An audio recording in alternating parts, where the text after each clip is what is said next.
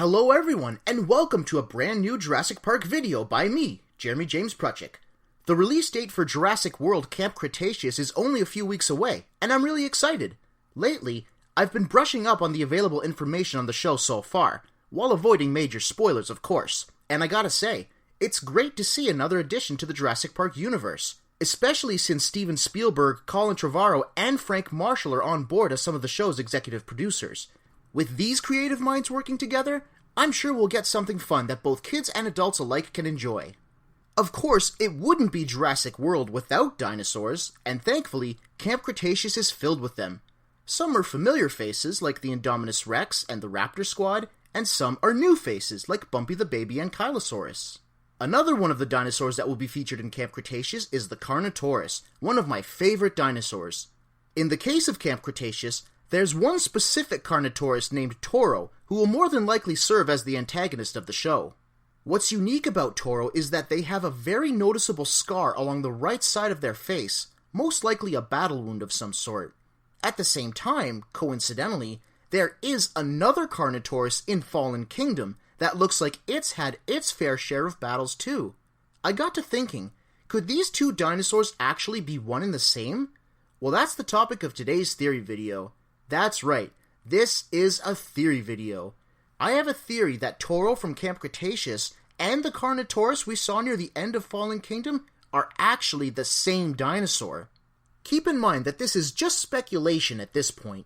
However, I did base my research on available facts and information from relevant sources of Jurassic Park media, not including major spoilers for anything that came out after the release of Fallen Kingdom. So if you haven't seen Fallen Kingdom, please be aware that there will be spoilers for that movie in this video. With that said, let's get started. I figure the best way to start is by taking a look at each of the Carnotauruses that I'll be comparing. The first one I'll be looking at is Toro from Camp Cretaceous. As I mentioned earlier, Toro has a scar on the right side of their face. Upon further inspection, based on the Toro toy from Mattel, as well as the most recent trailer of Camp Cretaceous, it's apparent that Toro only has that one scar. How they got that scar is anyone's guess right now, but again, I think it's safe to assume that Toro likely got it as a result of a fight or attack from another dinosaur. In Fallen Kingdom, there were two Carnotauruses that were primarily featured in the movie, one of which fought a Sinoceratops, attacked Owen and company, and was then killed by the T-Rex on Isla Nublar. The other Carnotaurus was captured and brought to Lockwood Manor, from which it would eventually escape near the end of the movie. For the sake of conversation for this video, I'm going to refer to that particular Carnotaurus as the Lockwood Carno. Much like Toro, the Lockwood Carno also has a unique appearance. It too has noticeable scars, but on the left side of its face, as well as a broken horn on the same side. Just like with Toro, it's unknown at this time how the Lockwood Carno got the scars as well as the broken horn. So let's do a quick recap.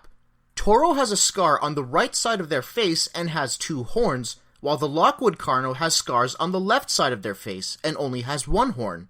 Now back to my theory. You might be thinking, but Jeremy, both Carnos have scars on different sides of their heads. There's no way they can be the same dinosaur. Well, here's where things get really interesting. Referring back to Fallen Kingdom, after Maisie releases the dinosaurs, there's a continuous shot of various dinosaurs running down the hallway escaping Lockwood Manor. In this shot, you can see that one of these dinosaurs is a Carnotaurus. You have to look quickly though, because it's not in focus for very long, because the camera starts fading into black shortly after it comes into view. It's at this part that I thought I saw something peculiar, so I wanted to make sure I wasn't crazy, and I replayed this part many times. Sure enough, my hunch was correct. I noticed that the Lockwood Carno also has a scar on the right side of its face, the same kind of scar that Toro has on the right side of their face. You might be asking, how do you know this is the Lockwood Carno that you talked about earlier? There could have been more than one.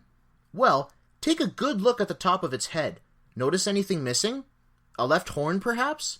That's right, it's missing its left horn, just like the Lockwood Carno. You might also be thinking, it's not gone, it's just too dark to see it properly. Well, to hopefully clear that up, take a good look at this unedited screen cap.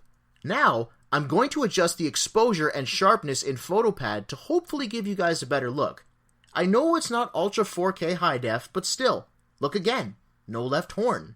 So now we know that the Lockwood Carno has scars on both the left and right sides of its face, as well as a broken left horn.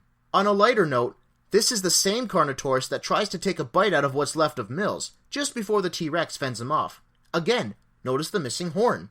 See how the dots are starting to connect?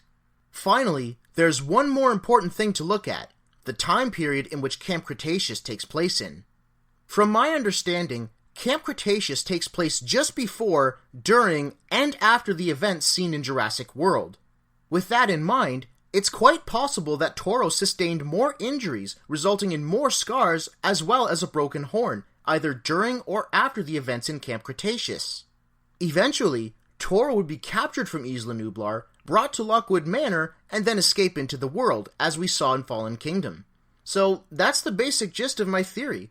There's no guarantee of much yet, but I do think it's at the very least a possibility. So I'm going to go on record and say that until it's officially proven otherwise, I think that Toro is the same Carnotaurus that we saw at the end of Fallen Kingdom. Maybe I'm right, maybe I'm wrong. We'll just have to wait and see. Regardless of the result, I had a lot of fun making this video and everything that came with it, and I can't wait to enjoy Camp Cretaceous. Do you think that Toro is the same Carnotaurus that survives at the end of Fallen Kingdom? Talk about it in the comments. I'd love to hear your thoughts on this one. Thanks a lot for watching. If you want to see more Jurassic Park videos by me, check out my channel. And if you're as cool as I think you are, click on the subscribe button. Thanks again, and I'll see you next time.